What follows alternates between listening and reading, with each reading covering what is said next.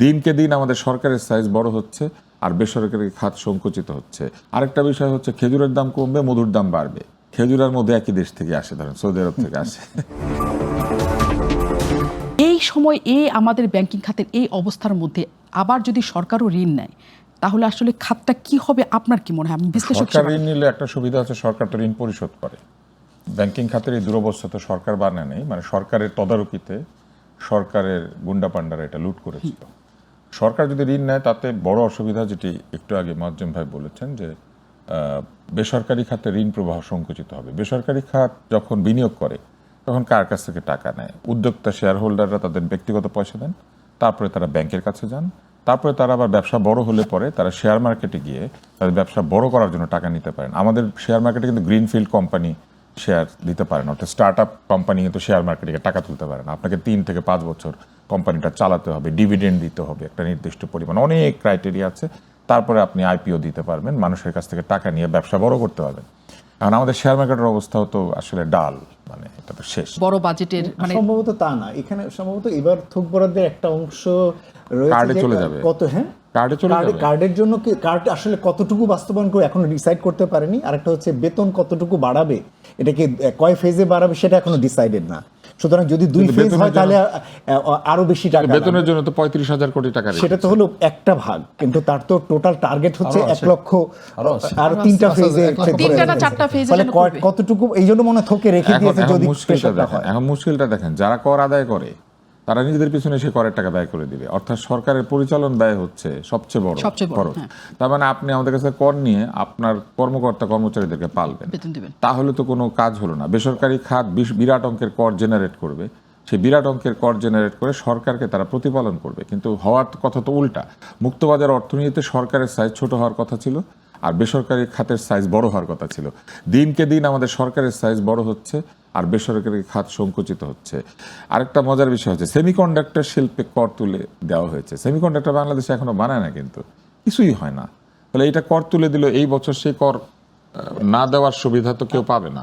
DBL কোম্পানির একটা semiconductor নাকি একটা ইন্ডাস্ট্রি আছে, অতি সামান্য, মানে ওইটা দেখে মানুষ আগ্রহী হবে, এখন থেকে করবে। সেমিকন্ডাক্টর খাতে যে বিনিয়োগ, এটা বিদেশি বিনিয়োগ ছাড়া বাংলাদেশের কোম্পানিগুলির পক্ষে সেমিকন্ডাক্টর, বড় ধরনের সেমিকন্ডাক্টর কোম্পানি করা সোজা না। সেমিকন্ডাক্টর কোম্পানির অসম্ভব বিনিয়োগ, অনেক টাকা লাগে। তাহলে আপনার কেন মনে হয়েছে যে কেন সেটা তুলে নিয়েছে? মানে কি তুলে নিয়েছে, মানুষকে উৎসাহ দেওয়ার চেষ্টা করছে, একটা কোম্পানি সুবিধা পাবে, যে ডিবিএল এর কথা বললেন না, বা ধরেন 1-2টা কোম্পানি সুবিধা পাবে। কিন্তু নতুন করে কর সুবিধা তুলে নেওয়ার কারণে এই বছর সেমিকন্ডাক্টর কোম্পানি তৈরি করার জন্য লোকজন ঝাঁপিয়ে পড়বে, ব্যাপারটা নাও হতে পারে, মানে এটা হওয়ার সম্ভাবনা কম আর কি। তো তার চেয়ে বরং আমার কাছে আরেকটা ব্যাপার রয়েছে, আমদানিকৃত কীটনাশকের উপরে কর কমিয়ে দিয়েছে। বাংলাদেশে কীটনাশক তৈরি করলে কর কমাবে, বাংলাদেশে কীটনাশক তৈরি হবে না। আপনি আমদানিকৃত কীটনাশক আনলে পরে, আপনি এখনো জানেন কিনা জানি না, বাংলাদেশে কীটনাশক তৈরি হলে সেটা খরচ বাড়ে, আর বিদেশ থেকে আমদানি করলে সেটা খরচ কম। এখন আমদানিকৃত কীটনাশকের খরচ কমিয়ে আরও কমবে। আরেকটা বিষয় হচ্ছে খেজুরের দাম কমবে, মধুর দাম বাড়বে। খেজুর আর মধু একই দেশ থেকে আসে, ধরেন সৌদি আরব থেকে আসে। খেজুরের দাম কমানোর কারণটা কি? বাংলাদেশের লোকের খাবার কি খেজুর? খেজুরের দাম কমানোর কোনো যুক্তি নাই। হ্যাঁ, এটার দাম বরং বাড়ানোই উচিত আমার কাছে মনে হয়। খেজুর একটা বিলাসী পণ্য, খেজুর কিন্তু আমাদের খাবার না। মধুর দাম, হ্যাঁ, মধুর দাম বাড়বে, বিদেশি মধুর দাম বাড়বে। আপনি মনে হয় বিদেশি মধু খান? হ্যাঁ, কিন্তু আমার কাছে ব্যাপারটা খুব অবাক মনে হচ্ছে আর কি, যে আপনি একই বিদেশ থেকে দুইটাই আসে, একটার দাম কমবে একটার দাম বাড়বে। মানে একটা অস্ট্রেলিয়া থেকে আসে দেখে মনে হয় ভালো না, আর একটা সৌদি আরব থেকে আসে বলে ভালো। আমার কাছে মনে হয়েছে এগুলার ক্ষেত্রে একটু চিন্তা করা উচিত ছিল। এটা আমি সাধারণ লোক থাকেন, আমি ওইভাবে চিন্তা করছি। আরেকটা বিষয় কি জানেন, হাসপাতালে আমি বা স্বাস্থ্য খাতে আমি ব্যয় বরাদ্দ বাড়ালাম। স্বাস্থ্যমন্ত্রী বলেছেন এরই মধ্যে যে তারা 50 বেডের হাসপাতালগুলিকে 100 বেড বানিয়ে ফেলবেন। 100 বেড বানালে যে ওনারা ডাক্তার নিয়োগ দেবেন কোত্থেকে? এই বছরে কি তারা ডাক্তার নিয়োগ দিয়ে শেষ করতে পারবেন? এই বছরের মধ্যে এই কাণ্ডটা ঘটবে?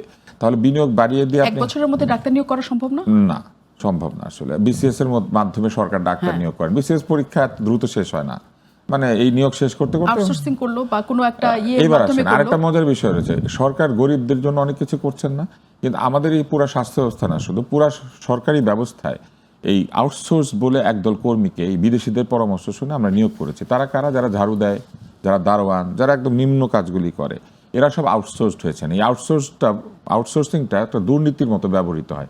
এলাকা ভিত্তিক আউটসোর্সিং এর সময় এলাকার এমপি বা যারা রাজনৈতিক পান্ডাগুন্ডা, তারা এই আউটসোর্সড যে লিস্টটা থাকে কর্মীদের, সেখানে তাদের নিজেদের লোকদের নাম ঢুকিয়ে দেন।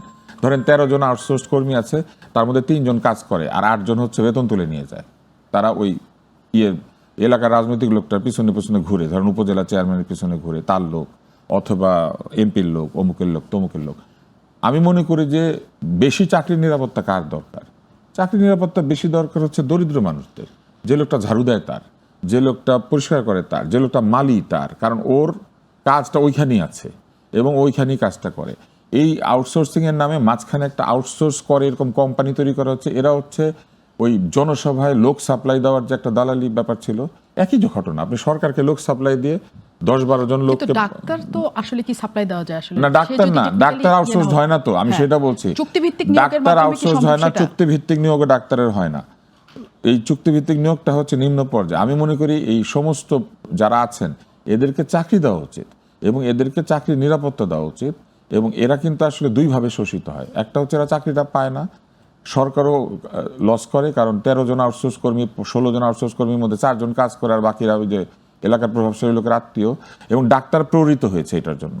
এলাকাতে যে আউটসোর্সিং করে যে কর্মী পাওয়ার কথা সেটা নাই বলে উনি যখন তাদেরকে ডেকে পাঠিয়েছেন, যেহেতু তারা শক্তিশালী লোকের মানে শালা শালি, তারা এসে ডাক্তারকে পিটিয়েছে।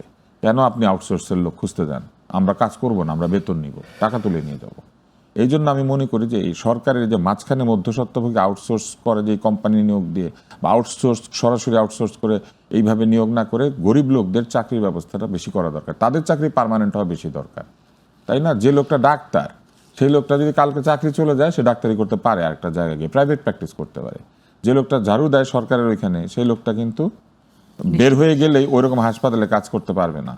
এই এই এই জায়গাগুলো তো বাজেটে রাখার চেষ্টা করা হয়েছে আমরা যতদূর জানি। তারপরেও এই যে আপনি যেগুলো ঘাটতির কথা বলছেন, যে এদিক দিয়ে দুর্নীতি ঢুকে বা ওদিক দিয়ে ক্ষমতাবানদের লোকজন ঢুকে, এগুলোর তো গ্যাপ সারা বছরই ওই যে থোকের দিয়ে ওগুলো ঢুকবে, ওগুলি দিয়ে ঢুকবে।